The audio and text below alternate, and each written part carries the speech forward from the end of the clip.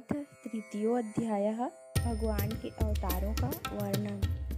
श्री सूत जी कहते हैं, सृष्टि के आदि में भगवान ने लोकों के निर्माण की इच्छा की।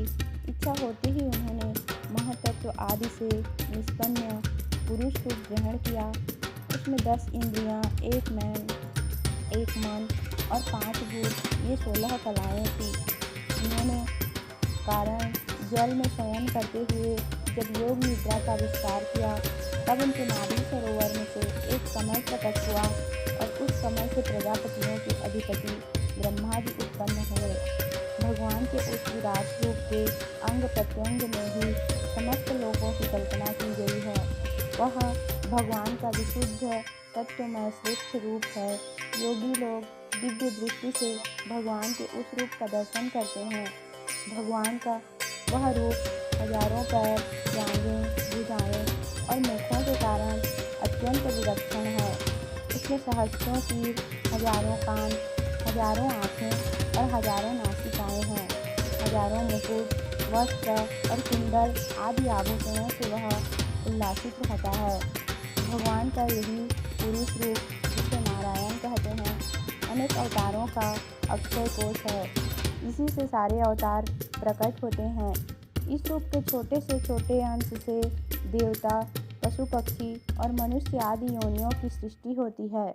उन्हीं प्रभु ने पहले कौमार सर्ग में सनक, सनंदन, सनातन और सनत कुमार इन 4 ब्राह्मणों के रूप में अवतार ग्रहण करके अत्यंत कठिन अखंड ब्रह्मचर्य का पालन किया। दूसरी बार इस संसार के कल्याण के लिए समस्त यज्ञों के स्वामी उन भगवान ने रसातल में गई हुई पृथ्वी को निकाल लाने के विचार से शुकर रूप ग्रहण किया। ऋषियों की सृष्टि में उन्होंने देवर्षि नारद के रूप में तीसरा अवतार ग्रहण किया और सात्वत तंत्र का, जिसे नारद पांचरात्र कहते हैं, उपदेश किया। उसके कर्मों के द्वारा किस प्रकार कर्म बंधन से मुक्ति मिलती है, इसका वर्णन है। धर्मपत्नी मूर्ति के गर्भ से उन्होंने नर नारायण के रूप में चौथा अवतार ग्रहण किया। इस अवतार में उन्होंने ऋषि बनकर मन और इंद्रियों का सर्वथा संयम करके बड़ी कठिन तपस्या की। 5वें अवतार में वे सिद्धों के स्वामी कपिल के रूप में प्रकट हुए और तत्वों का निर्णय करने वाले सांख्य शास्त्र का, जो समय के फेर से लुप्त हो गया था, आसुरी नामक ब्राह्मण को उपदेश किया। अनुसुईया के वर मांगने पर 6वें अवतार में वे अत्रि की संतान दत्तात्रेय हुए। इस अवतार में उन्होंने अलर्क एवं प्रहलाद आदि को ब्रह्म ज्ञान का उपदेश किया।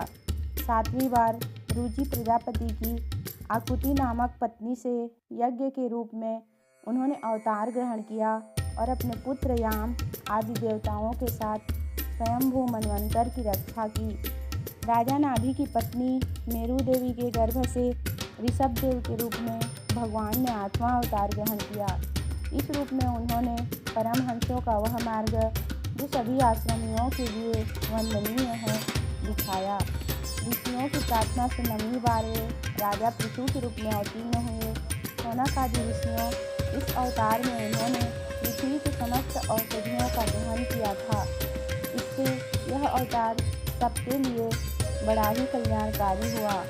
राजपशु मनवंतर के अंत में जब सारी त्रिलोकी समुद्र में डूब रही थी, तब उन्होंने मत्स्य के रूप में 10वां अवतार ग्रहण किया और पृथ्वी रूपी नौका पर बैठाकर अगले मनवंतर के अधिपति वैवस्वत मनु की रक्षा की। जिस समय देवता और दैत्य समुद्र मंथन कर रहे थे, उस समय 11वां अवतार धारण करके कच्छप रूप से भगवान ने मंदराचल को अपनी पीठ पर धारण किया। 12वीं बार धन्वंतरी के रूप में अमृत लेकर समुद्र से प्रकट हुए और 13वीं बार मोहिनी रूप धारण करके दैत्यों को मोहित करते हुए देवताओं को अमृत खिलाया। 14वें अवतार में उन्होंने नरसिंह रूप धारण किया और अत्यंत बलवान दैत्यराज हिरण्यकश्यपु की छाती अपने नखों से अनायास इस प्रकार फाड़ डाली, जैसे चटाई बनाने वाला सीख को चीर डालता है। 15वीं बार वामन का रूप धारण करके भगवान दैत्यराज बलि के यज्ञ में गए। वे चाहते तो थे त्रिलोकी का राज्य, परंतु मांगी उन्होंने केवल 3 पग पृथ्वी। हमें परशुराम अवतार में जब उन्होंने देखा कि राजा लोग ब्राह्मणों के द्रोही हो गए हैं, तब क्रोधित होकर उन्होंने पृथ्वी को 21 बार क्षत्रियों से शून्य कर दिया। इसके बाद 17वें अवतार में सत्यवती के गर्भ से पराशर जी के द्वारा वे व्यास के रूप में अवतीर्ण हुए।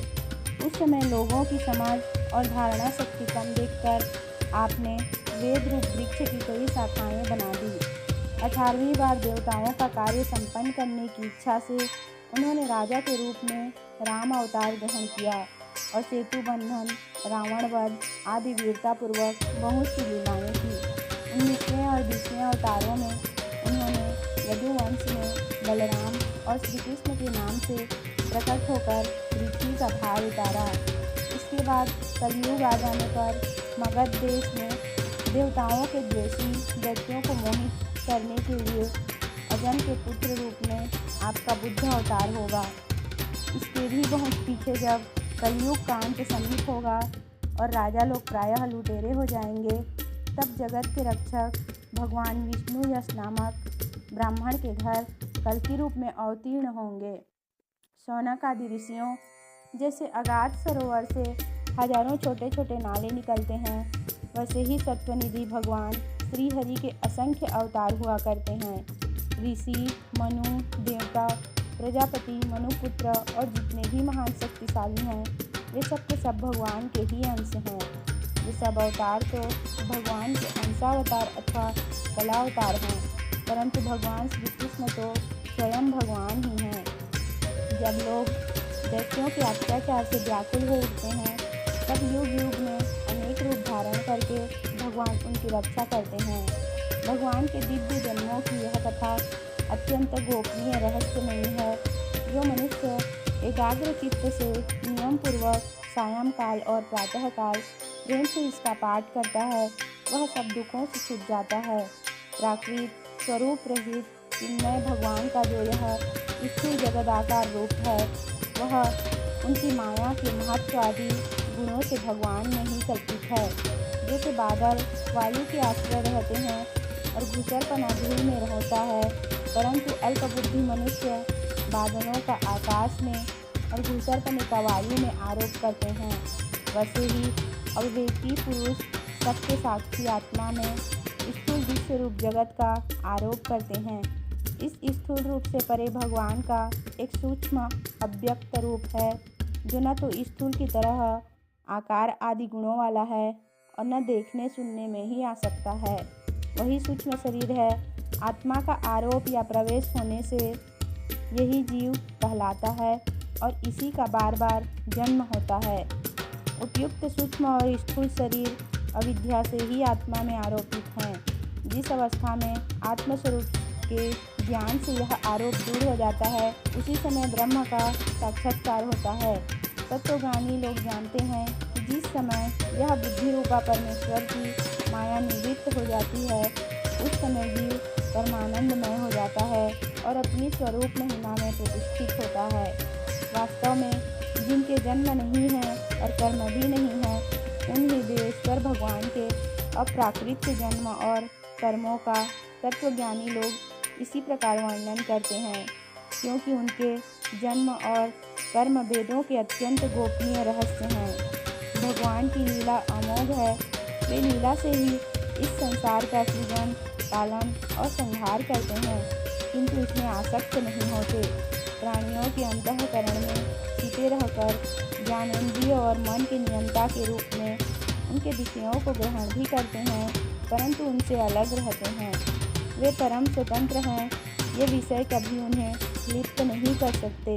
जैसे अनजान मनुष्य जादूगर अथवा नट के संकल्प और वचनों से की हुई करामात को नहीं समझ पाता, वैसे ही अपने संकल्प और वेदवाणी के द्वारा भगवान के प्रकट किए हुए इन नाना नाम और रूपों को तथा उनकी लीलाओं और कुबुद्धि जीव बहुत सी तर्क युक्तियों के द्वारा नहीं पहचान सकता।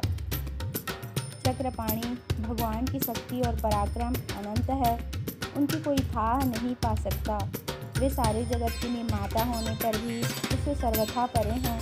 उनके स्वरूप को अथवा उनकी लीला के रहस्य को वही जान सकता है जो नित्य निरंतर निष्कपट भाव से उनके चरण कमलों की दिव्य गंध का सेवन करता है, सेवा भाव से उनके चरणों का चिंतन करता रहता है।